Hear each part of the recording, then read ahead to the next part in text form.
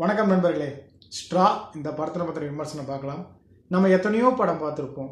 ஆனால் ஒரு single mother படுற அந்த ஒரு கஷ்டம் இருக்குது பார்த்தியா, அதுதான் இந்த படத்தில் நம்ம பார்த்தது. உண்மையிலேயே சத்தியமாக உங்களுக்கு இந்த படத்தை பார்க்கும்போதே இவ்வளோ ஒரு எமோஷனல் இருக்கும்போது தமிழ் படத்தில் இந்த மாதிரி எடுத்தால் இன்னும் நமக்கு எவ்வளோ பெரிய எமோஷனல்ஸ் இருக்கும் அப்படிங்கிறது நம்ம இன்னும் அதை யோசிக்க கூட இல்லை. பட் அந்த மாதிரி ஒரு படம் வரும்போது டெஃபினட்டாக நீங்கள் தேட்டரில் கத்தி கூட அழுவீங்க. அந்த மாதிரி இருக்கும் இந்த படம். டெஃபினட்டாக எல்லாருமே வாட்ச் பண்ணணும். படம் அவ்வளோ சூப்பரான படம். படத்தோட கதை என்னென்னு அப்படியே ஃபுல் கதையோடையே நான் உங்களுக்கு எக்ஸ்பிளைன் பண்ணுறேன்.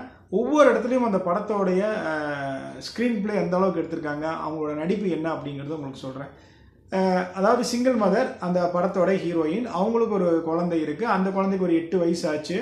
அந்த குழந்தைக்கு என்னென்னா ஒரு ஆஸ்துமா பேஷண்ட், மூச்சோட கொஞ்சம் சிரமப்படுற குழந்தை. அதுக்கு பார்த்தீங்கன்னா இவங்க மெடிக்கலாக இருக்கட்டும், வீட்டு வாடகையாக இருக்கட்டும், இது எல்லாமே அவங்க கஷ்டப்பட்டு தான் அந்த குழந்தைய வளர்த்துறாங்க. அதாவது தான் ஒரு டிபார்ட்மெண்ட் ஸ்டோருக்கு வேலைக்கு போகிறாங்க. அந்த டிபார்ட்மெண்ட் ஸ்டோர் மூலியமாக கிடைக்கக்கூடிய வருமானமே அவங்களுக்கு பத்துறதில்லை. இன்னொரு வேலையும் பார்த்துட்டு டபுள் ஜாப் பார்த்துட்டு அந்த குழந்தையும் அந்த குடும்பத்தையும் பார்த்துக்கிட்டு ஓடா உழைக்கிறாடா அப்படிங்கிற மாதிரி அந்த அம்மா கஷ்டப்பட்டு தன் குழந்தைகளும் லைஃப்பை வாழ்ந்துக்கிட்டு இருக்காங்க. நமக்கு அடுத்தடுத்து அடிமேல் அடிமேல் அடிமேல் விழுந்தா என்ன ஆகும், தாங்குவோமா? அந்த மாதிரி வாழ்க்கையில் ஒவ்வொரு விஷயம் அவங்களுக்கு அடி விழுகுது. அது எல்லாம் ஓவர் கம் பண்ணி எப்படி வந்தாங்க, அவங்களுக்கு என்ன ஆச்சுங்கிறத நான் 1 by 1 சொல்கிறேன். ஃபஸ்ட்டு அந்த டிபார்ட்மெண்ட் ஸ்டோரில் வேலை பார்க்கும்போது ஒவ்வொரு நேரம் பார்த்தீங்கன்னா அந்த அம்மா லீவ் சொல்கிறதா இருக்கட்டும், டைம் சொல்லிவிட்டு தன் குழந்தைக்கு அந்த மெடிக்கேஷன் கொடுக்கறதுக்கு வந்துடுவாங்க. யூஎஸை பொறுத்த வரைக்கும் பார்த்தீங்கன்னா குழந்தைகள் நீங்கள் சரியான முறையில் வளர்க்கணும். அப்படி நீங்கள் சரியான முறையில் வளர்க்கல, அது ஏதாவது ப்ராப்ளம்னா அந்த கவர்மெண்ட்டே அந்த குழந்தைய எடுத்துகிட்டு போயிட்டு அவங்க வளர்த்துவாங்க. இல்லைன்னா அவங்க யாருக்காவது தத்து கொடுத்துருவாங்க, பத்திரமா பார்த்துக்கணும் அப்படிங்கிற மாதிரி இந்த மாதிரி ரூல் இருக்குது. சரி, அந்த குழந்தைய பார்த்துட்டு இருக்கும்போது ஒரு கட்டத்தில் அந்த குழந்தை பாத்ரூமில் தடுக்கி விழுங்கும்போது அதுக்கு உடம்புல அடிப்பட்டதை பார்த்துட்டு அந்த இவங்க வந்துடுறாங்க. யாருன்னு பார்த்தீங்கன்னா ஒரு அந்த டிபார்ட்மெண்ட் கூப்பிட்டு போயிடுறாங்க. பிகாஸ் அந்த குழந்தைகளை பார்க்கக்கூடிய சைல்டு கேர் டீம் எடுத்துகிட்டு போயிடுறாங்க. சரி, இது யார் பண்ணியிருக்கான்னு பார்க்கும்போது அந்த பாப்பா படிக்கிற ஸ்கூலில் இருக்கக்கூடிய டீச்சர் இந்த மாதிரி கம்ப்ளைண்ட் கொடுத்துருப்பாங்க. பட் ரியாலிட்டியாக அவங்களுக்கு என்னன்னு தெரியறதில்ல.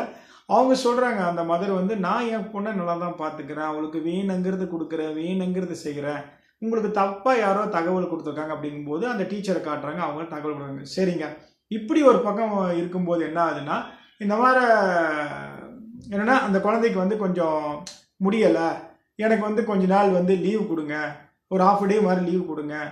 இந்த மாதிரி டிபார்ட்மெண்ட் ஸ்டோரில் போய் இந்த மேனேஜர்கிட்ட கேட்குறேன். அப்படி என் குழந்தைக்கு ஒரு $40 கொடுத்தோன்னா ஃபுட்டு கொடுப்பாங்க, ஒரு ஃபீஸ் கட்டணும்னு வச்சுக்கோங்களேன், அது நான் போகணும், என்னை விடுங்க, நான் பணம் கட்டணும் அப்படிங்கிறாங்க. இல்லை, என்னென்னா நீ நிறையா நாள் லீவ் எடுத்துட்ட, தர முடியாது டிபார்ட்மெண்ட் ஸ்டோர் மேனேஜர் சொல்ல உடனே இவங்க அந்த ரொம்ப கெஞ்சி போகிறாங்க. போய் அந்த பேங்க்கில் போய் பணம் எடுக்கலான்னு போகும்போது நீங்கள் வச்சுருக்கிறதே $47 தான் அக்கௌண்ட்டில், நீங்கள் எப்படி அதை எடுக்க முடியும்? அதை உங்களால் எடுக்க முடியாது, நீங்கள் குறைஞ்சபட்சம் ஒரு அமௌண்ட் இருக்கணுங்கிறாங்க. சரின்னு சொல்லிட்டு போய் என்ன பண்ணுறாங்கன்னா மேனேஜர்கிட்ட எனக்கு ஒரு சம்பளம் கொடுங்க அப்படிங்கும்போது சாயந்தரம் தான் எல்லாத்துக்கும் நான் கொடுப்பேன், இப்போ தரமாட்டேன் அப்படின்னு கராராக சொல்ல, அப்புறம் 2 மணி நேரம் கழிச்சு நீ வந்துட்ட லேட்டா, இனிமேல் உனக்கு வேலை இல்லைன்னா சரி செட்டில்மெண்ட் கொடுங்க நான் வாங்கிக்கிறேன் அப்படிங்கும்போது இல்லை 3 நாள் கழிச்சு தான் உனக்கு நான் செட்டில்மெண்ட் தருவேன் அப்படிங்கிறாங்க. அவங்க பேசும்போது ஒரு ராபரி உள்ளே வரான் பணத்தை கொடுங்கறதுக்காக. அப்போ பார்த்தீங்கன்னா எதிர்பாராமல் நம்ம ஹீரோயின் அந்த ராபரியை தள்ளி விட்டு சுட்டுறாங்க. ஓ, நீ அவனை வச்சு என்கிட்ட பணம் கொடுக்கலான்னு பார்க்குறியான்னு அந்த ஸ்டோர் மேனேஜர் சொல்ல, ஸ்டோர் மேனேஜர் இந்த அம்மா சுட்டுட்டு என்ன பண்ணுதுன்னா அந்த இவங்க அந்த செக் எடுத்துக்கிறாங்க. பிகாஸ் எல்லாமே ஒரு $500 இருக்கக்கூடிய அந்த செக்கு தான். அந்த அம்மாவுக்கு அது தேவை, தான் குழந்தைக்கு ஃபீஸ் கட்டணும். அதே நேரத்தில் ஹவுஸ் ஓனர் வேறு வீட்டை விட்டு வெளியெல்லாம் ஜாமானத்தை எடுத்து போட்டுருவான்.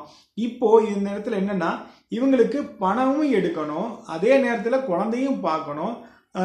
இவங்க வழியில் வரும்போது கார் ஆக்சிடென்ட் ஆகி காரையும் சீஸ் பண்ணிட்டு போயிடுறாங்க.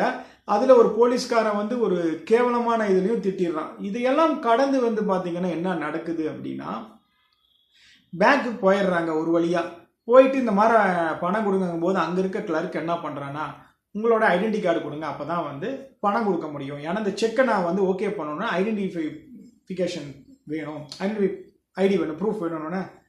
என்கிட்ட இப்போ அது இல்லையே, எல்லாம் என்னோடய ஹவுஸ் ஓனர் வெளியே போட்டு இதாகிடுச்சு, எப்படியாவது பணம் கொடுங்க, என் குழந்தைக்கு நான் இது பண்ணணும், ஃபீஸ் கட்டணும், அவள் பாவம் அப்படிங்கும்போது என்னன்னா கொடுக்க முடியாது அப்படிங்கிறாங்க. கன் எடுத்து வைக்கிறாங்க மேலே. உடனே அந்த ஸ்டாஃப் பயந்துடுறான்.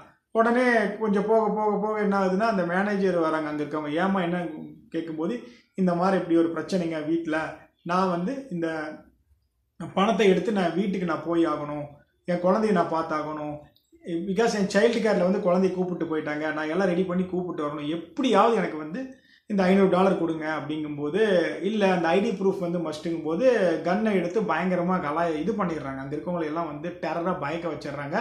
தான் ஸ்கூலுக்கு தம் குழந்தையோட ஸ்கூலுக்கு வந்து தம் பொண்ணு வந்து ஸ்கூலுக்கு ஒரு எஜுகேஷனுக்காக ஒரு இது பண்ணியிருப்பாங்க, ஒரு மாடல்.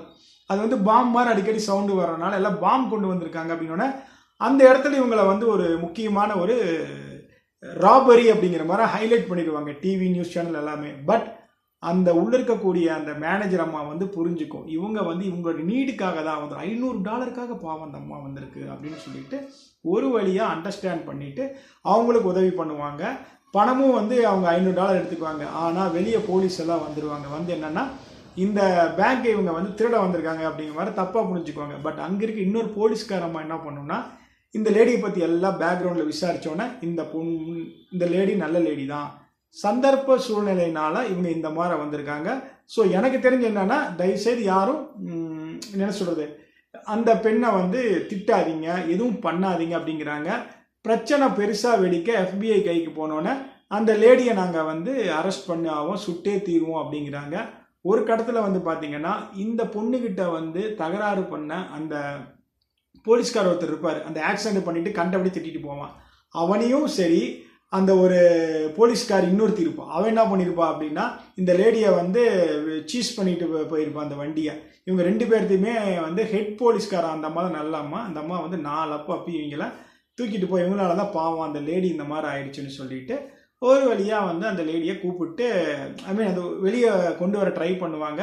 இப்போ என்னன்னா இந்த லேடி வந்து வெளியே போனால் சுற்றுவாங்க அப்படிங்கிறது வந்து பயந்துக்குது. அப்போ ஒரு நிமிஷம் அவங்க மைண்டில் தோணுது, ஒரு வேளை வந்து தான் குழந்தை வந்து அந்த ஆஸ்துமாவில் இறந்துருச்சு, அம்மா ஃபோன் பண்ணுறாங்க ஆஸ்துமாவில் இறந்துருச்சு, உள்ளே வந்து FBIயும் அந்த அம்மாவை சுட்டு அந்த ஹீரோயினை வந்து சிங்கிள் மதரை சுட்டு கொண்டுடுறாங்க அப்படிங்கிற மாதிரி ஒரு தாட்டு தான் அந்த லேடிக்கு போதே தவிர, ஆனால் அப்படி எதுவும் நடக்கலை. ஒரு வழியாக இந்த லேடியோட சிச்சுவேஷனை வந்து வெளியிருக்கிறவங்களையும் புரிய வச்சு உள்ளிருக்கிற அந்த மேனேஜர் அம்மாவும் நான் இருக்கிறேன்னு சொல்லிட்டு அழகாக கூப்பிட்டு வரும் அந்த அந்த பேங்க் மேனேஜர் அம்மா. அப்படியே அந்த லேடியை கூப்பிட்டு வந்து ஒரு வழியாக பின்னாடியே இப்படி கை தூக்கிட்டு வருவாங்க. உடனே விலங்கு போட்டோன்னே அந்த லேடி சேஃப்.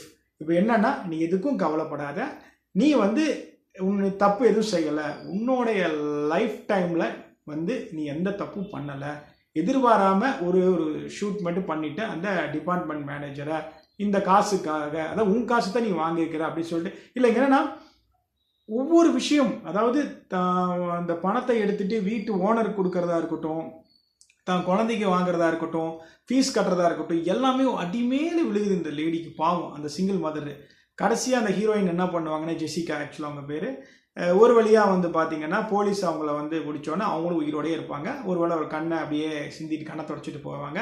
அதே நேரத்தில் அங்கே இருக்கவங்க என்ன சொல்லுவாங்கன்னா அதாவது பெரிய பப்ளிக்கு இந்த அம்மா, அதாவது அந்த லேடிக்கு ஆரம்பத்தில் வந்து எல்லாமே அகென்ஸ்டாக இருக்கும். ஆனால் நம்மளை அதாவது நம்ம நேர்மையாக நிறைய பேர் நடக்கலை. ஆனால் இன்னைக்கு இந்த உலகமே வந்து அந்த ஊர்க்காரங்க எல்லாருமே நம்மளோட நேர்மைக்காக வந்து இந்த பொம்பளை வந்து தப்பு செய்யலை, அவளுக்கு ரிலீஸ் பண்ணுங்க அப்படின்னு சொல்லி வராங்கன்ட்டு அவங்க ரொம்ப சந்தோஷப்படுறாங்க. அந்த குழந்தையும் வந்து பார்த்தீங்கன்னா எல்லாருமே வந்து எதுக்கும் கவலைப்படாதீங்க, என்ன ஆனாலும் நாங்கள் கேர் பண்ணி பார்த்துக்குறோம் செஞ்சுக்கிறோம் அப்படின்னு சொல்லுவாங்க. உண்மையிலே கிளைமேக்ஸ் வந்து சூப்பராக முடிச்சிருப்பாங்க. பாருங்களேன், அந்த ஒவ்வொரு ஸ்டெப்பும் நம்ம எப்படி வந்து ஒரு விஷயம் பண்ண போவோம். உதாரணமாக ஒரு ஆஃபீஸில் போயிட்டு கார்பரேஷன் ஆஃபீஸில் ஒரு கையெழுத்து வாங்க போகிறோங்கும்போது ஒரு விஷயம் நடக்கலைன்னா நமக்கு ஒவ்வொரு இன்சிடென்ட்டும் நம்மளை வந்து ஃப்ரஸ்ட்ரேஷன் பண்ணி வைக்கும், தேவையில்லாத ஒரு விஷயத்தை தூண்ட வைக்கும். தேவையில்லைன்னு சொல்ல முடியாது, அந்த இடத்துல நம்மளை அப்படி ஒரு பைத்தியக்காரனாகவே ஆக்கிடும். அந்த மாதிரி வந்து பார்த்தீங்கன்னா தன் குழந்தைக்கு ஒரு $500 தாண்டாடே, என்னுடைய பணம் $500 கொடுக்கறதுக்கு ஐடி ப்ரூஃப் கேட்குறீங்க, கொஞ்சமாவது நெகோஷியேட் பண்ணி கொடுத்துட்டு போயிருந்த பாவம் இல்லை. காரில் வரும்போது எதிர்பாராமல் போலீஸ்காரன் பண்ண தப்புக்கு அது எல்லாமே அந்த அம்மா நேர்மையாக இருந்தும் இந்த சமூகம் வந்து அந்த அம்மாவை வந்து குற்றவாளி மாதிரி கொண்டு வந்து நிறுத்திடும். உண்மையிலேயே எனக்கு ஹாலிவுட் மூவிலேயே பிடிச்ச ரொம்ப ஃபஸ்ட்டு மூவி நான் அந்த ஸ்ட்ராவை தான் சொல்லுவேன். மனசு அப்படியே குறுக்கிருச்சுங்க. மிஸ் பண்ணாதீங்க, பாருங்கள்.